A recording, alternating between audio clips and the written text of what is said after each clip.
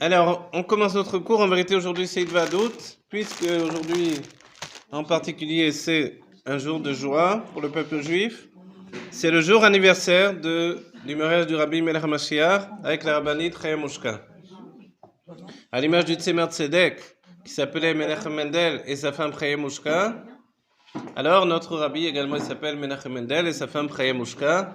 Et de nouveau, c'est un mariage qui doit apporter la Géoula. Puisque le mariage d'un juif et d'une juive, c'est toujours une union qui entraîne une Géoula.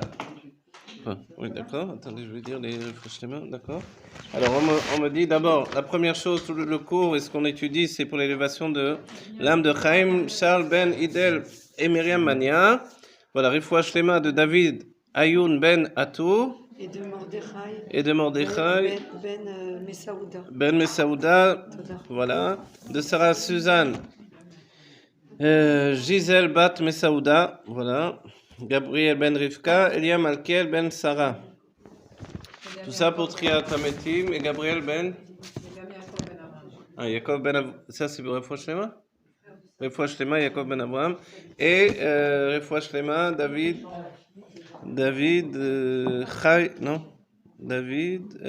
Ben Michal, Ariel Ben Klima, Auriel Ben Judith, Raphaël Shimon Ben Shaba, Esther.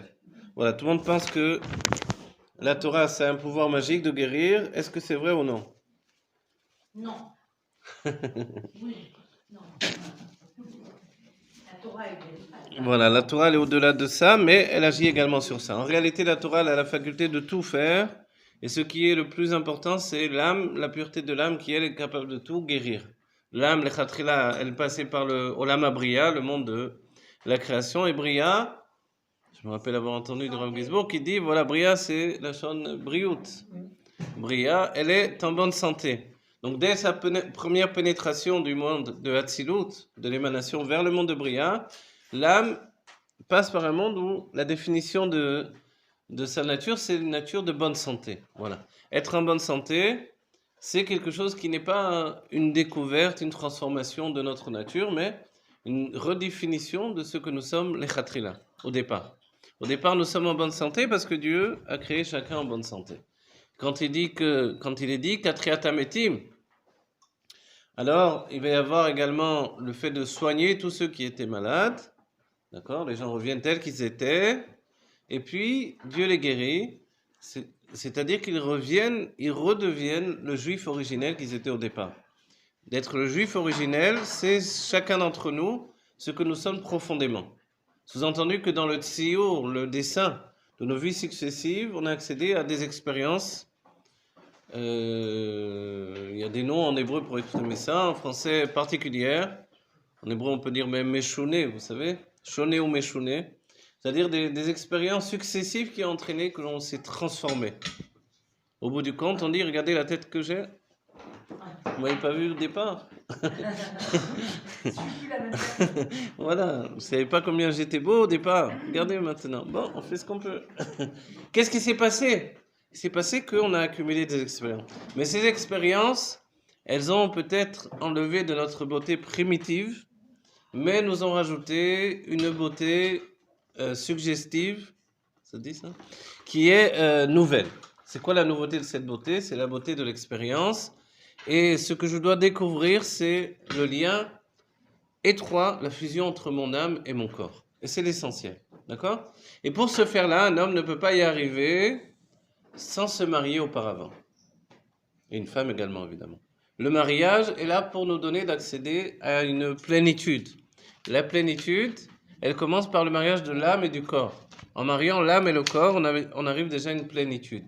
C'est ce que les sages ont défini comme la Iloula. La Iloula, c'est la joie d'un mariage. Vous voyez, quand on fait... C'est des... La Iloula. La joie d'un mariage. Et cette joie-là, c'est la joie de la vie, en fait. C'est ça qui est important de comprendre. C'est la joie de se marier avec la matière du monde, avec la vie. Je me marie avec la vie. Un homme, lorsqu'il se marie avec une femme, il se marie avec la vie. D'accord? C'est ça qu'il appelle ma vie, ou elle appelle ma vie. Voilà. La vie, c'est quoi la vie? La vie, c'est ce que l'on fait de la vie. La vie, ce n'est pas quelque chose de prédestiné. Mais la vie, c'est une conception. Chaim, en hébreu, on voit que c'est au pluriel. Donc, ce sont des vies successives. Des vies successives dans lesquelles on vient pour affirmer. Pour s'affirmer et affirmer, en fait, notre attachement à Dieu. Et plus que ça, le fait que l'on reconnaît Dieu dans toutes les expériences humaines que l'on a traversées. Et dans tout ça, il y a également la religion. La religion, le juif doit être religieux pour exprimer Dieu dans Torah et Mitzvot, qui sont les kélim, les réceptacles les plus adéquats, pour faire que la lumière divine s'intègre dans la matière du monde. Et c'est ce que l'âme a besoin. Taryag Mitzvot, un ami me dit, ce sont les lettres de guitare, Taryag, on fait chanter son âme avec les Taryag Mitzvot. Et ça, c'est une musique merveilleuse. C'est la musique qui est agréable aux oreilles d'Hachem. Comme Hachem n'a pas d'oreilles, alors, cette notion-là, ça fait rigoler, hein? C'est rigolé au moins.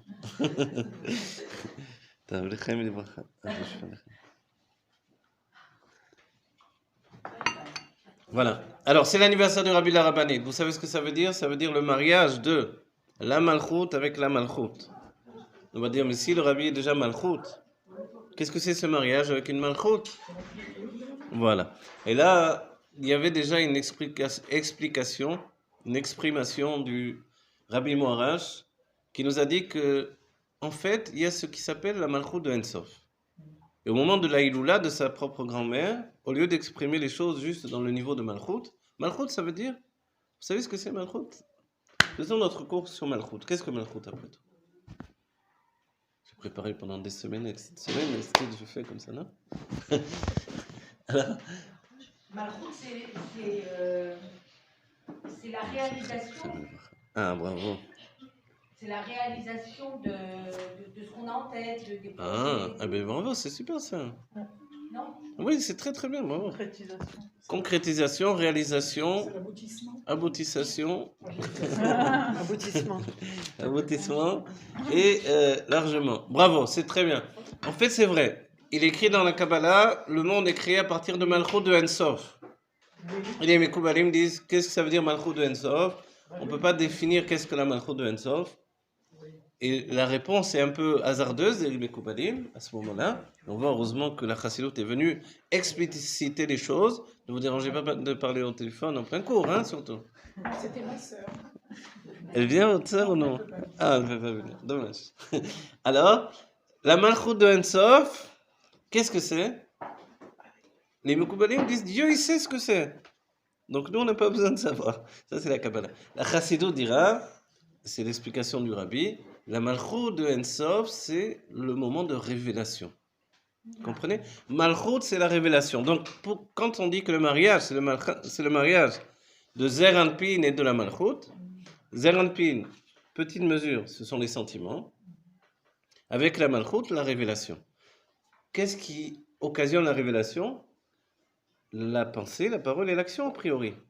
On peut dire, mais la pensée, est-ce que c'est une révélation affirmative? Alors, révélation, révéler quelque chose, c'est exprimer, effectivement, dans la parole et l'action. Donc là, Malchut, elle a ceci de particulier, c'est qu'elle n'est pas mafnim et ta'inyanim, je le dis en hébreu d'abord. Au contraire, elle intériorise pas les sujets, elle leur donne naissance. Comprenez? Donc, si bien qu'on peut comprendre par là que le monde de Bria, Yetzira, Asiya, les mondes de la séparation, et nous on est dans le Tartid, le niveau le plus bas, donc la conscience de l'existence et de la matière, tous ces mondes-là étaient déjà en projet dans le monde de Hatzilut. Vous voyez, dans la même idée que les sentiments peuvent se retrouver en nous, le sentiment c'est le désir d'expression. Vous vous rappelez que la base des sentiments, la base vraiment, les racines des sentiments, c'est le Keter. Et dans le Keter, il y a le plaisir et la volonté. Donc les sentiments sont en réalité la volonté de s'exprimer. Mais une volonté ne suffit pas. Si bien que le jeune homme, tant qu'il n'est pas marié, il n'a que la volonté d'expression. C'est seulement lorsqu'il se marie qu'il accède à la faculté de s'exprimer. Dieu lui donne une malchoute. Vous avez compris, la malchoute, tout à coup, c'est mon expression. Donc sans expression, il n'y a pas de révélation. Vous connaissez l'expression populaire, c'est pas vous que je dis, hein, vous avez encore manqué une bonne occasion de vous taire. Vous connaissez ça?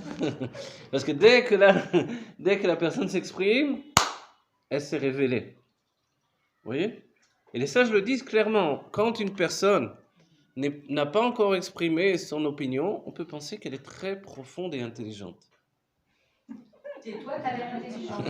Voilà. Et moi, j'ai souligné, j'ai rapporté qu'une fois, j'avais vu une personne, j'ai pensé pendant longtemps, des mois et des mois, qui était très intelligent, très profond, parce qu'il ne parlait pas. Un jour, il a commencé à parler. J'ai dit, oh, il va. Non, non, mais vous ne la connaissez pas de toute façon. Mais c'est juste une observation intellectuelle. C'est peut-être de moi qu'il s'agit. Hein. Oh, oh.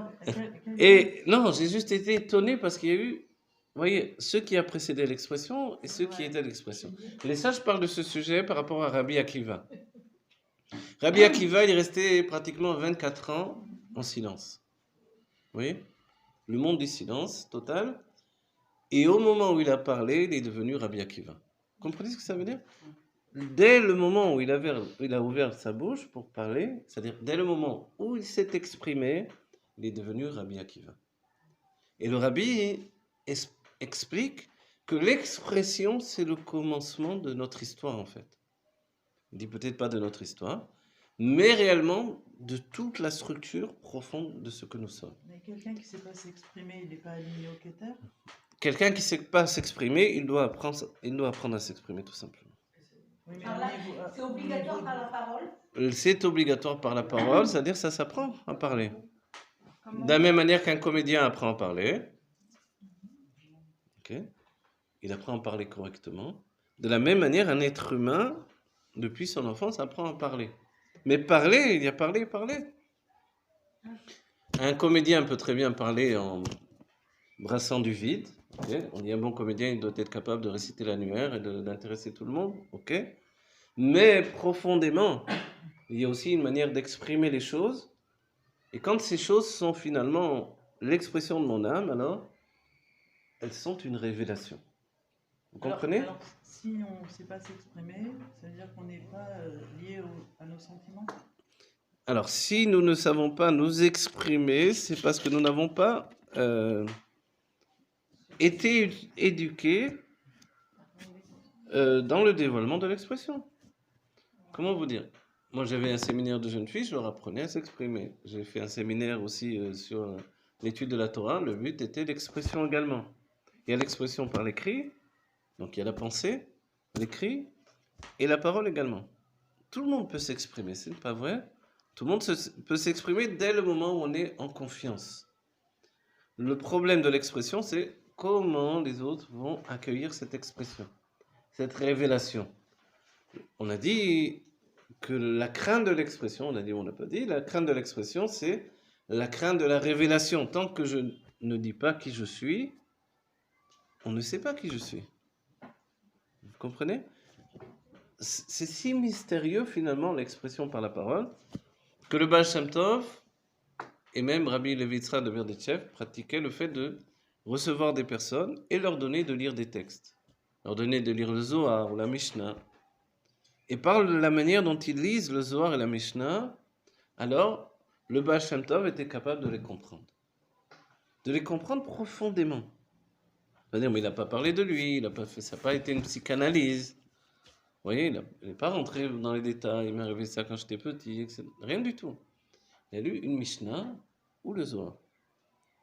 Qu'est-ce qui s'est passé? En réalité, l'expression même de la voix, le ton de voix, définit exactement qui nous sommes.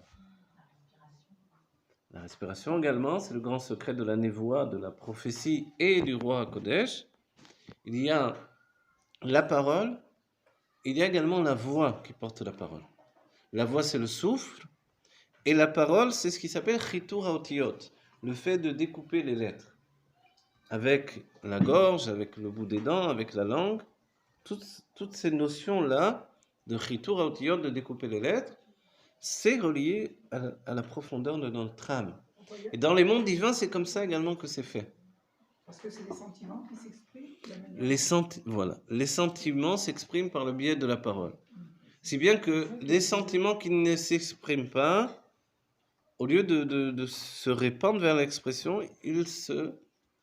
on va dire un mot qui est bien, positif, mais ils se régénèrent dans leurs racines.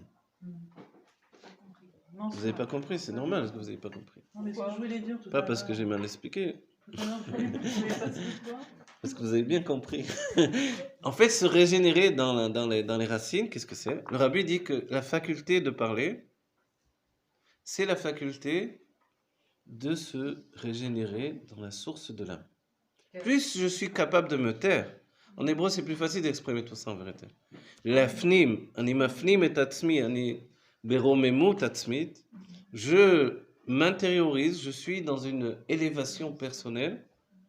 Vous voyez, romemut c'est comme des ramas, des ramottes, je monte de niveau en niveau. Alors quand je suis comme ça, ensuite, quand je m'exprime, c'est infini. Vous voyez ce que ça veut dire? Il faut être comme Rabbi Akiva. Puiser à ses sources quand Exactement, exactement. Plus je suis capable de m'intérioriser, plus je suis capable de m'extérioriser. Évidemment, on ne parle pas de celui qui raconte bonjour, comment ça va, et le cours de la bourse, ou j'en sais rien. On parle d'exprimer des choses profondes. De l'âme, de la Torah, qui sont en rapport avec l'expression de l'âme. Oui, pardon? Plus on se connaît, plus on dévoile notre identité par l'expression de la parole. Alors, d'une certaine manière, oui, plus on se connaît, et d'une autre manière, moins on se connaît. Qu'est-ce que ça veut dire moins on se connaît? Lorsque je me connais, c'est que je veux me connaître. D'un autre niveau, d'un niveau plus profond, plus pnimi, on dirait en hébreu, plus je déconnecte du date, et le date c'est la connaissance de l'être, je me ressens exister, vivre, je sais mon fonctionnement, c'est mon date. Oui, le date c'est attacher l'âme à quelque chose. C'est ça le date. C'est pour ça les rabbins m'ont dit, malgré que l'on traduit assez souvent date comme connaissance, c'est pas du tout ça. Oui. La connaissance c'est une expression chitzonite, superficielle du date. Le date c'est l'itkacher. Oui, là je parle de quelque chose. Si je ne me suis pas attaché à mon sujet, alors je peux dire tout et n'importe quoi, peu importe, puisque la parole a une faculté de se régénérer par les associations. Et ça vient de la bina. La bina, elle attache un mot avec un autre et on continue à parler. D'accord? J'ai pas trop bien compris la définition du date. Il faut dire les chaim. Aujourd'hui, c'est un jour de Hidvadut. Je vais définir encore le date, d'accord? Les chaim, le mariage du rabbi et de la rabbinite. On peut dire aujourd'hui qu'est-ce qu'on s'en fiche. C'est vrai, on a le droit de dire ça. Moi, j'aime bien dire les choses telles qu'elles sont. On s'en fiche pas du tout. Parce que c'est ce jour-là que le rabbi s'est attaché à nous, à chacun d'entre nous. Vous voyez? Le mariage, c'est vraiment la fusion de deux éléments contraires. Ça fait rigoler. Mais c'est la fusion. Alors chaque mariage agit sur tout le monde. Chaque mariage, d'une certaine manière, oui, puisqu'il y a une itkalelou des âmes. Exactement. Ok. C'est ce qu'il a dit le rabbi. Zayom, je me cache. Voilà, exactement. Le rabbi a dit, c'est ce jour-là que je me suis attaché avec vous, les chassidim. Et le rabbi a défini que tous les juifs sont ces chassidim aujourd'hui. D'être un chassid, c'est d'avoir l'instinct du chesed. Vous voyez? En d'autres termes, d'avoir l'esprit bienveillant. Ça suffit. Si j'ai l'esprit bienveillant, je suis un chassid. Pas besoin d'avoir des lunettes, une barbe et un chapeau. Oui, vous comprenez? Si j'ai l'esprit bienveillant, c'est très important. C'est-à-dire que la Torah n'est pas chez moi un prétexte pour dire des dynimes sur les autres et casser du sucre sur quelqu'un. Non, j'ai l'esprit bienveillant. Et c'est comme ça que, peu importe le mouvement et l'attachement que j'ai, la définition que j'ai dans le judaïsme, je suis un chassid quand j'ai un mouvement de générosité de l'âme. Donc, on est tous des chassidim. Vous voyez? Et dans la Géoula, il y a une notion, tout sera Chabad. Alors on a dit, ouais, quel chauvinisme. Non, en fait, non, je ne suis pas en train de dire ça. Dans les livres de Kabbalah, il est écrit que tout sera Chabad. Il n'y avait pas encore la Chassidut Chabad. Alors, Chabad, c'est Chokhmah, Bina, Vedat, c'est l'intellect avec cette notion d'élévation vers la maturité. Ce qui entraîne assez souvent les disputes, les griefs et tout le reste, les ennuis au quotidien, c'est la petitesse d'esprit. Donc, quelle est la solution contre cette petitesse d'esprit? C'est la largesse d'esprit. La largesse d'esprit, c'est d'accepter la différence. C'est ce que définit l'Admorazaken. À la manière de la Teva de Noir, nous dit l'Admorazaken, qui est capable de laisser rentrer tout le monde. Un éléphant, ok. Une souris, d'accord. Oui. S'il y a la place pour une souris, il y a la place pour un éléphant. Vous comprenez? C'est ça, le noir, il n'a pas de problème. Ok. Un loup, pourquoi pas? Les brebis, vous pouvez vous mettre à côté du loup, pas de problème. Pourquoi? Parce que tout à coup, il rentrait dans une structure intellectuelle. C'est ça le secret de la Teva. C'était pas un bateau. 100 ans pour faire un bateau, quand même, exagéré. Non, c'est vrai. 100 ans, bon. Combien? 1 an, 2 ans, 3 ans, 20 ans. 20 ans, allez, c'est maximum. 100 ans, il fallait vraiment qu'il mette un clou par jour. Alors, qu'est-ce qu'il a fait 100 ans? Peut-être il a peint, après il a pas aimé la peinture, il a recommencé, il a dit là je vais mettre là, je vais faire le salon. Qu'est-ce qu'il a fait 100 ans? Alors, en fait 100 ans c'était de construire une structure intellectuelle. Et 100 ans c'est le secret de la perfection des 10 suivantes. C'est ça le secret. Existé, la Teva? Elle a bien sûr existé, Elle a existé physiquement. bien sûr. Nous sommes des créationnistes, pas des évolutionnistes, des darwinismes. Quand vous parlez de structure, je pensais qu'il était dans l'aboutissement d'une structure. Non, il y a réellement, c'est ça qui est merveilleux et ça représente le peuple juif. C'est-à-dire que la Teva, c'est comme le corps dans lequel va rentrer l'âme. Et dès que l'âme est mise en place dans un corps, alors elle peut laisser rentrer à l'infini. Vous voyez? Des formes diverses à l'infini. Donc plus une personne est capable d'accepter d'autres personnes, des contraires, des différences, et plus elle a ce qui s'appelle la largesse d'esprit. Comprenez? La Torah donne une possibilité d'acquérir cette largesse d'esprit, mais c'est pas obligé non plus.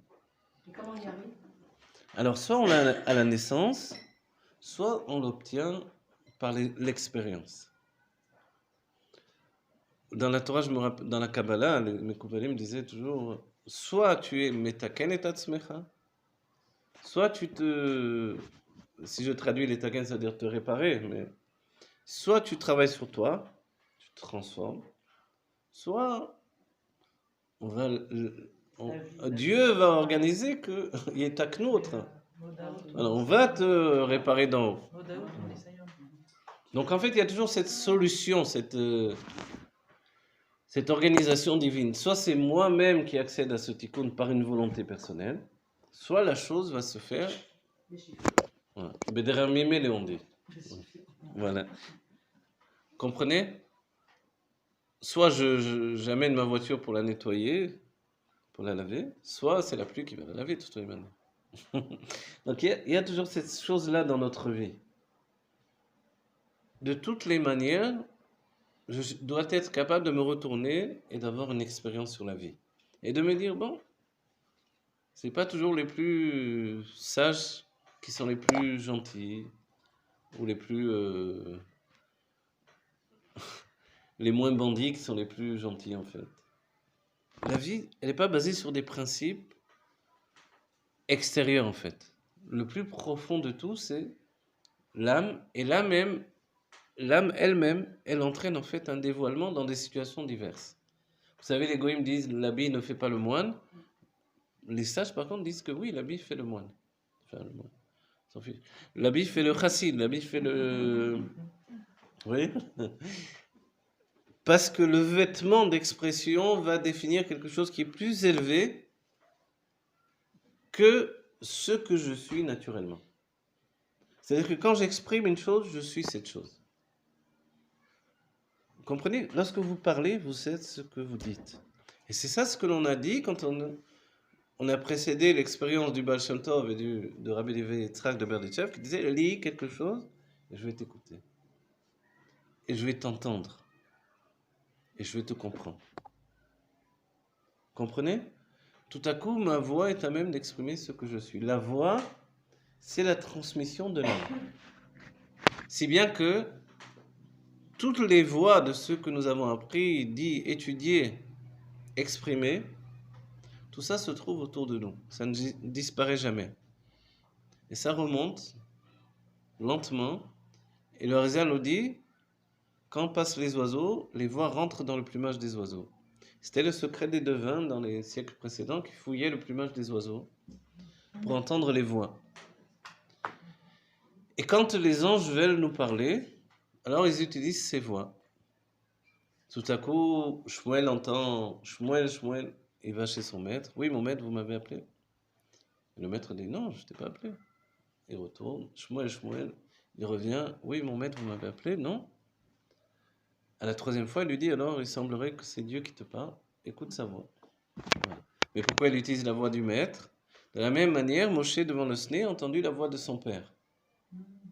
Voilà. Mais pourquoi ça fonctionne comme ça? C'est parce que spirituellement, dans les mondes divins, il n'y a pas de voix que l'on peut entendre. Le principe, c'est la pensée. Mais la voix parlée qui s'habille sur les mouvements de la matière, alors ça se fait uniquement dans ce monde. C'est pour ça que les Hébreux ont vu les voix au Mont Sinaï. Alors ça, c'est un détournement de situation, vous voyez? Transformation. Ils ont vu ce qui était loin, ils ont entendu ce qui était près. Ça, c'est une notion très importante. On va dire les Chaim. Les Chaim et les Bracha, que Dieu bénisse chacun, chacune. En Idvadot, il faut se bénir. Le mariage du Rabbi Larbanit, c'est un jour de joie pour l'éternité. Donc, c'est un jour propice pour la Géoula Mitit Vashlema. Donc, le fait que ce n'est pas encore eu lieu, c'est encore un mystère de l'univers. Les Chaim et les Bracha. Ce que l'on désire profondément, c'est ce mariage entre Akadosh Baruch Hu et le peuple d'Israël. Et ce mariage, il a déjà eu lieu, a priori, à Matan Torah. Les sages nous disent, en vérité, à Matan Torah, c'était déjà les fiançailles. Le vrai mariage va être dans la Géoula Amitit Vashlema. Dans cette Géoula Amitit Vashlema, on va être marié avec Akadosh Baruch Hu. Et le mariage, on va analyser qu'est-ce que le mariage. En hébreu, Nesuin, Nasso, comme la paracha de Nasso. Nesuim, c'est Nesiatrosh, élever la tête. Vous avez vu comment les gens, quelquefois, avant le mariage, sont honteux. Ils ont honte d'eux-mêmes. Le temps passe, surtout dans le monde religieux, alors là, il y a du stress.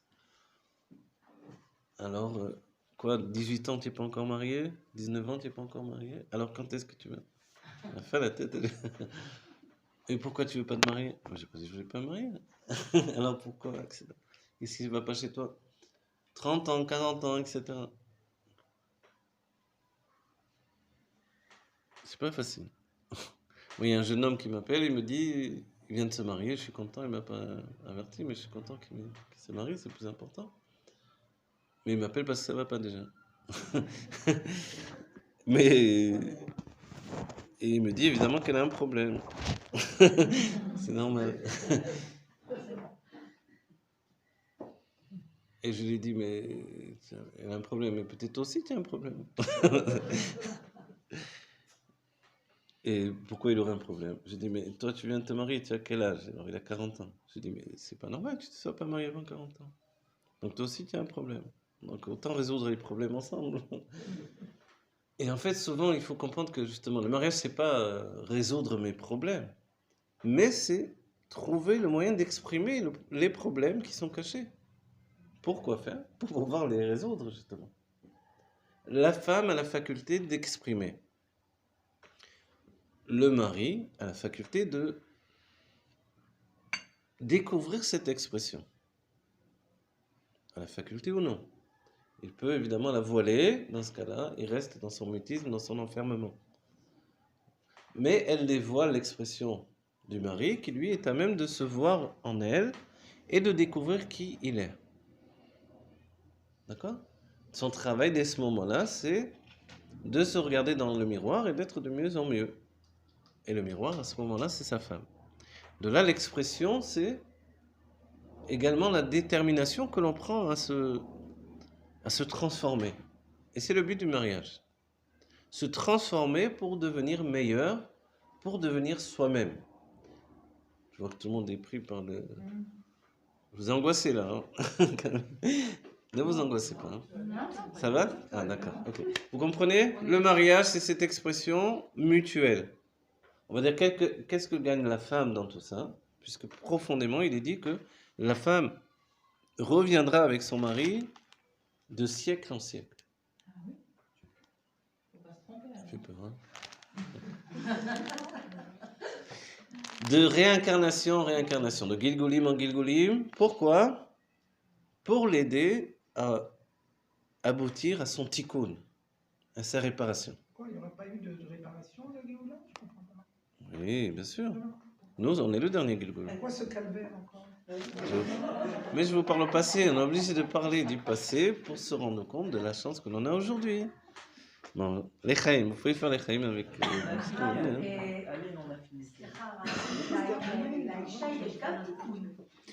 voulez, hein. C'est là Thomas. Ok. Vous allez dire, bon, c'est un public de femmes, donc je fais un cours pour les femmes. Donc, en vérité, c'est comme ça. Dans le Etzraïm, dans les livres de Kabbalah, tous ceux qui ont écouté mes cours déjà savent cet enseignement-là. Mais aujourd'hui, on est obligé de le dire. Ezeu Isha Kshera. Aosa et Ratson Baala, Isha Kesara. Quelle est la femme Kshera, vertueuse, qui fait la volonté de son mari? Une femme comme Sarah. Sarah, quand on regarde bien, on se demande, est-ce qu'elle a fait la volonté de son mari réellement? C'est plutôt lui qui a fait sa volonté. Eh oui. C'est ça le truc. Alors voilà. Alors, pourquoi on dit que Sarah Osa et Ratson Baala? Et la Nourazaken, il met à quelle la chose en disant que quand son Baal, il reste quand même le Baal, son maître d'un certain point de vue, alors, quand son Baal n'a pas de Ratson, n'a pas de volonté, elle lui fait une nouvelle volonté. Mais, il faut prévenir, et on a vu des calottes qui arrivent au mariage en disant, après je vais le transformer.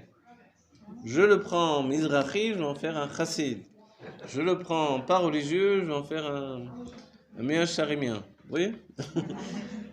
Je le prends trop religieux, je vais en faire un cool. Cool. Alors, non, on ne va pas se marier dans cet état d'esprit-là. Ce qu'il y a à faire dépend de la fusion du mariage.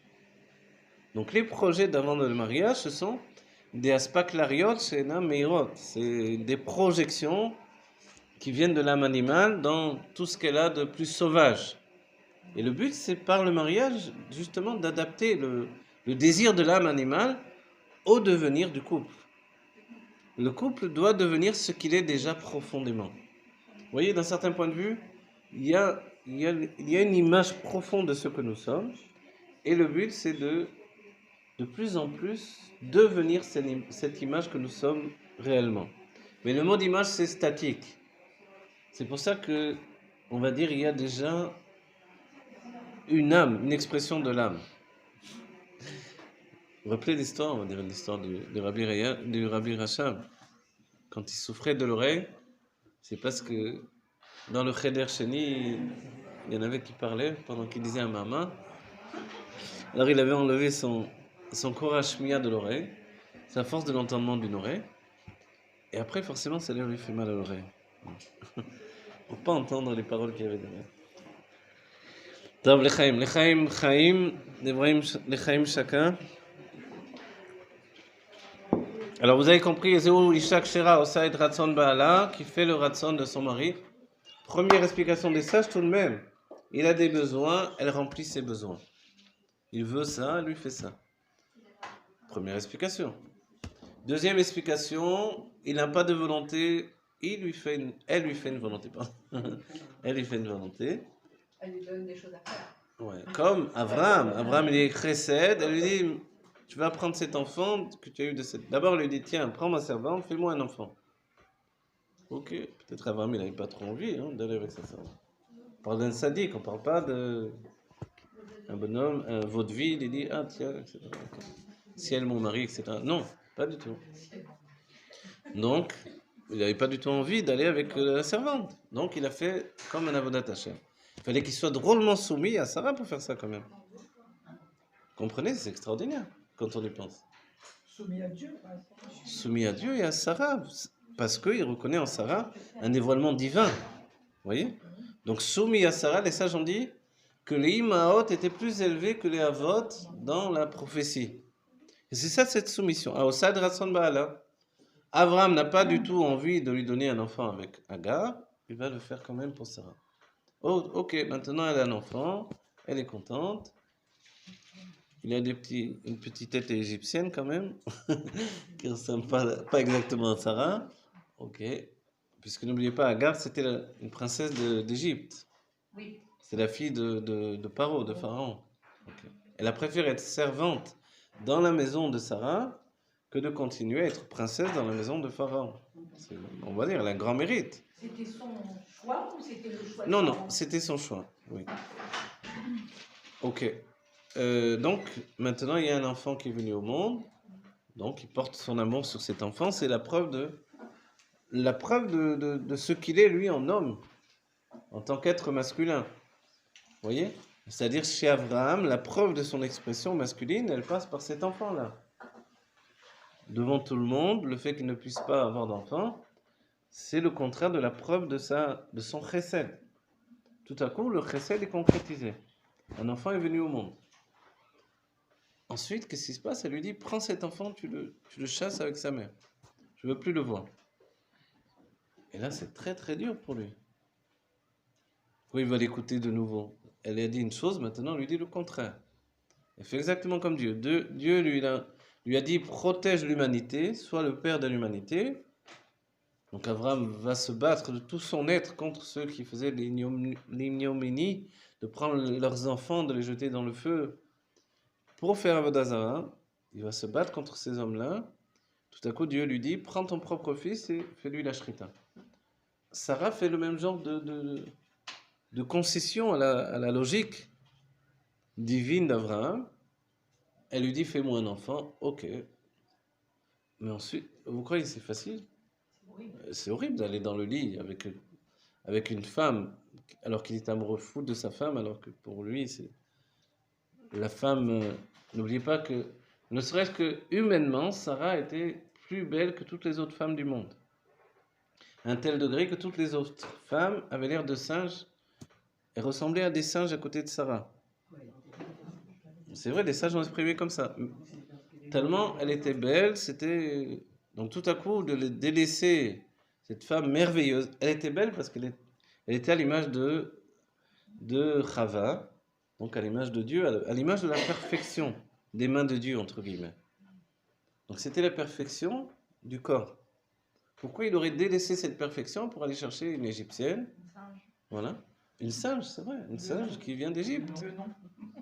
Alors, a priori, il n'y a pas de. Donc ça a été vraiment un avodat Hashem terrible pour lui. Il fallait le faire concrètement. Pour un mari qui aime sa femme, etc., c'est plus dur que tout. Ok, l'enfant vient au monde, au moins il est content que c'est l'expression de son chesed.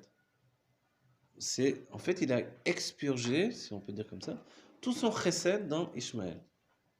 Donc ça s'appelle un chesed de Klippa. Ishmaël est comparé à un chameau. Vous voyez? La Torah le compare à un chameau. Pourquoi un chameau? C'est pas aussi pour élever l'humanité. Oui, non, bien sûr, mais Abraham est en train il est le père des nations, en fait, le père des peuples. Il est en train de mettre en place des éléments. Par ce biais. Voilà, il met en place Ishmaël. Ensuite seulement, il va mettre en place Yitzhak. D'abord, regardez-le finalement, il met Ishmaël en place. De lui va découler tout le monde de l'extrême, non, du Moyen-Orient, ok, tous les Aravim, comme on dit, la chaîne Erev. C'est dans la nuit, au matin, quand il ne fait pas encore jour, précisément, qu'on entend la voix de.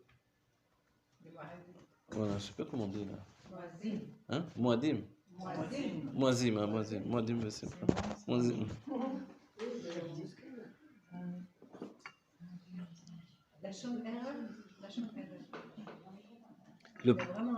Au départ, il est rapporté Aravim dans la Torah, c'est bien que Aravim, c'était pas les Arabes, il n'y avait pas d'Arabes encore. Vous savez? Le mot Aravim qui aujourd'hui décrit les Arabes, Ça vient de Erev. C'était les gens du crépuscule. Donc c'est plus le même peuple. Non, c'est plus le même peuple. C'est bien que même par rapport aux Égyptiens, c'est pas exactement le même peuple. En fait, il faut savoir que depuis l'époque de Nebuchadnezzar, de toutes les manières, toutes les nations ont été mélangées. Il y a pas mal d'enquêtes qui font qu'en France, ils en ont déduit qu'ils sont pas exactement, leur ancêtre n'était pas exactement des Gaulois. Vous voyez? Ah ouais, ça, c'est sûr. Ils n'ont rien à voir, les Français, avec les Gaulois, etc. etc. Vous voyez? Donc en fait, tout ça est très compliqué. Ce qu'a fait Nebuchadnezzar à une époque, Nabucodonosor, à une époque, c'était justement de mélanger tous les peuples du monde. Pourquoi? Pour affaiblir les nations et pouvoir les contrôler. Lui, c'était un roi des rois, il soumettait les rois. Diviser pour mieux régner. Hmm? Diviser pour mieux régner. Exactement, donc il a fait l'action qu'a fait, et c'est curieux, on va dire, pourquoi lui spécifiquement a fait ce travail-là. Souvenez-vous que la tour de Babel, c'est le moment où Dieu a été mébalbel les langues. Babel, c'est-à-dire que Dieu a mélangé les langues. Tout à coup, il y a eu la naissance de plusieurs langages. Alors que tout le monde parlait depuis le début du monde. Depuis le début du monde, ça veut dire 2000 ans. Les hommes ont parlé hébreu. Ils n'ont pas parlé l'araméen ou quoi que ce soit, malgré ce que pensent les historiens et les archéologues. Ils ont parlé uniquement l'hébreu. Après ces 2000 ans, il y a eu la naissance d'autres langues, comme l'araméen également. Donc le fait qu'Abraham ait parlé l'araméen, ça découle du fait de la tour de Babel. Et c'est le roi de Babel également, Nebuchadnezzar, Nabucodonosor en français, qui lui a été mébalbel les peuples à nouveau, pour affaiblir. Et c'est pour ça qu'il a envoyé les Juifs en France, il a envoyé en Allemagne, il a envoyé... Le but était de fragiliser les nations. Pourquoi? Parce que quand un homme, c'est tout le secret de l'Erlecha, quand un homme se trouve dans le pays où il est né, dans la maison de son père et dans sa terre, etc., il est fort. D'instinct, on est tous attachés aux coutumes de notre pays. Vous voyez? Et c'est comme ça depuis des siècles. Tout à coup, il arrive, il mébalbelle tout le monde. Il mélange les peuples. Et dans le terme, c'est une action de tohu, de désordre, dans les termes de la Kabbalah, c'est pour aboutir finalement à ce qui va s'appeler Itkalelot veitrabrot, le mélange qui entraîne la fusion. Mais auparavant, il y a une itralkut, c'est-à-dire une séparation. Vous imaginez? Il prend le père de famille, il l'envoie, je sais pas où, en Espagne, la mère, il l'envoie en Italie, le fils, il l'envoie en France, vous comprenez? Qu'est-ce qui va se passer tout à coup? Il va se passer que dans le monde, il n'y a plus que des êtres déracinés. Et ça a été son idée profonde. Et tout ça, ça vient du shoresh, de la source de Babel. Babel, ça représente le bilboul, le fait de déraciner les éléments primordiaux. Vous comprenez ce que je dis là? C'est comme ça que l'Amérique est née aussi. Hmm? C'est comme ça que l'Amérique est née. C'est aussi comme ça que l'Amérique est née. L'Amérique, finalement, au départ, ce n'était pas l'Amérique. Le fait qu'elle soit finalement des États différents qui se sont réunis, des États-Unis, mais au point de départ, c'était l'Angleterre, des terres de l'Angleterre, des terres de la France, des terres de l'Espagne. A priori, c'est l'Espagne qui a découvert l'Amérique en premier lieu. Portugal. Voilà. Le Portugal, l'Espagne, etc. Et petit à petit, les Pays-Bas également, York, petit à petit, voilà que ça devient un pays nouveau. Ce pays nouveau, c'est un pays de déracinés.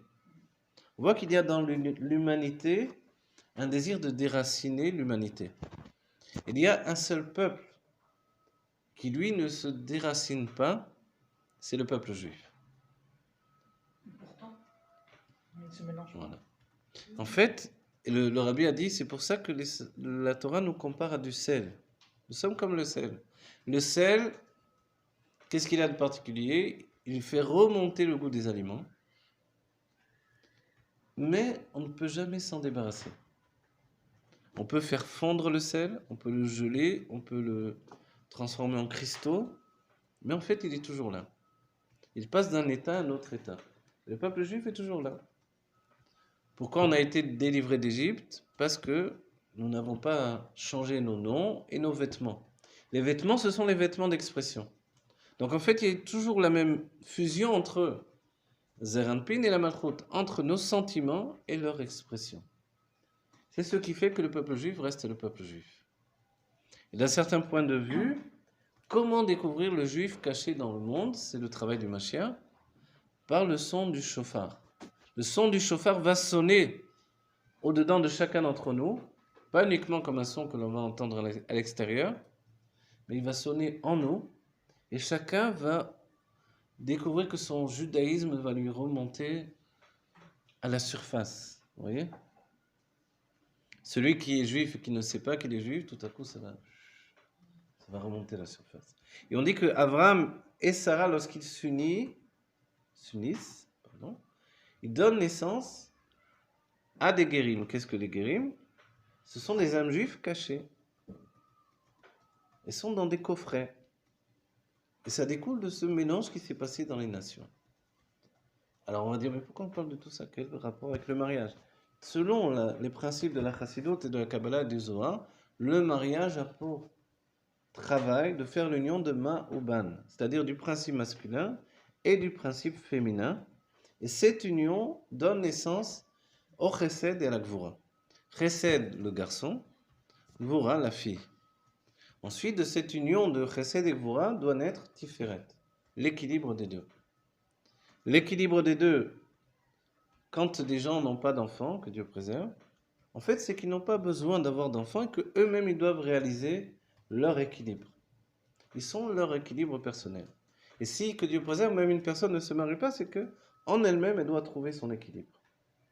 Autrement, quand il y a des enfants, c'est grâce aux enfants que les parents doivent découvrir leur équilibre. Vous comprenez? Chaque enfant, c'est une révélation successive. Et chaque enfant vient toucher un point particulier de mon épiderme. Ça vient toucher un point particulier de ma sensibilité. Pour les taquets. Pour les taquenetze, pour me transformer, pour m'améliorer.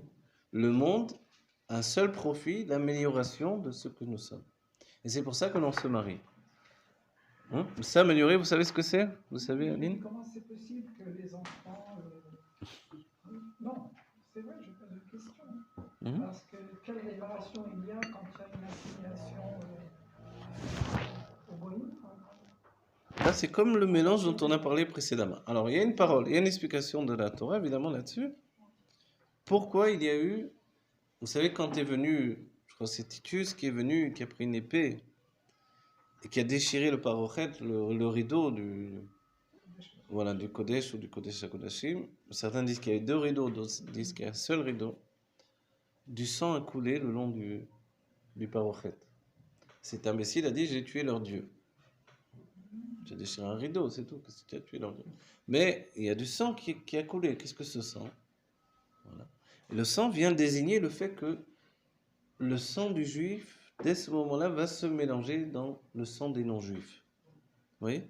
Et c'est une action ininterrompue jusqu'à la Géoula Métit Vachlema. Et il est écrit que ce mélange, c'est en fait les râles pour le mal du mal, en fait. Pour que le mal soit anéanti, il a fallu qu'il y ait un mélange du sang du juif avec le sang des non-juifs. Wow, vous pouvez creuser ça? C'est voulu. Creuser. C'est tellement lourd aujourd'hui. On a tous C'est on bien connaît ça. tous, si c'est pas nos propres enfants, on connaît tous des gens qui, les enfants sont perdus, on croit qu'ils sont perdus, on espère toute notre vie, ils reviennent, il y en a un qui revient, pas l'autre. C'est une douleur permanente. Alors, tout ça, c'est évidemment pour entraîner l'élévation de tout le principe de vie. Le principe de vie, c'est qu'au départ, c'était l'unicité. Adam Arishon, un seul homme. Dès le moment où il devient deux, oui, il devient Chava et Adam, il y a déjà cette notion de Chesed et Gvura. Ensuite, si déjà il y a deux, il faut obtenir la Kalelut Veitrabot, la fusion. La fusion donne la naissance de deux enfants, Caïn et Hevel, lesquels sont le principe à nouveau de Chesed et Gvura. Ce sont deux garçons, mais un garçon Chesed et un garçon Gvura. Rigueur et générosité, expression et limitation. Caïn c'est posséder et Hevel c'est donner. A priori, on a le principe de l'âme divine et de l'âme animale, ou de l'âme et du corps. Caïn tue Hevel, il ne reste plus que la notion de posséder. Le corps prend le dessus sur l'âme. A priori, tout ça, ça entraîne un monde qui va péricliter, comme on dit, c'est-à-dire aller de pire en pire. De pire en pire. Et si ça va de pire en pire, qu'est-ce qui va se passer? Forcément, il faut nettoyer tout ça. Et c'est le déluge. Le déluge, c'est le chesed qui n'est pas l'expression des hommes, qui va venir de la mer elle-même, de la pluie, de tous les systèmes de l'eau. Le chesed va grandir. Il va noyer le système de l'humanité de l'époque. Et tout à coup, on rentre dans les 2000 ans de Torah. Il y a eu 2000 ans de Tohu, de désordre. On rentre dans les 2000 ans de Torah. Ce qui est extraordinaire, c'est comment le monde a pu tenir 2000 ans sans Torah. Comprenez? Alors que Dieu, vous savez, une des expressions quand on dit Shachoué Ameler Beasmoto, vous vous rappelez cet enseignement-là, on l'a étudié dans le Tafshanbet. Les délectations du roi dans son essence, entre autres choses, on dit d'où viennent ces délectations. Le plus profond, c'est d'exprimer qu'ils viennent de son propre être, de son propre niveau de royauté personnelle. Et une deuxième expression qui dit que Dieu se délecte de la Torah. Et tout à coup, par le désir de faire partager cette Torah, alors il crée le monde et tout ce qui va venir avec. Mais pourquoi dans ce cas-là, 2000 ans, il y a eu un monde sans Torah? C'est parce que pendant 2000 ans, il était lui à proximité. Donc les hommes pouvaient se délecter non pas de la Torah, qui est une structure, mais de l'entité divine elle-même. Comprenez? Les hommes pouvaient jouir de Dieu lui-même. Mais sans l'équilibre de la Torah, le monde n'a pas la structure adéquate. Donc c'est en fait un monde où les forces sont trop puissantes pour qu'elles puissent se limiter. Et la jouissance est telle que les hommes n'ont plus de frein à cette jouissance. Donc les hommes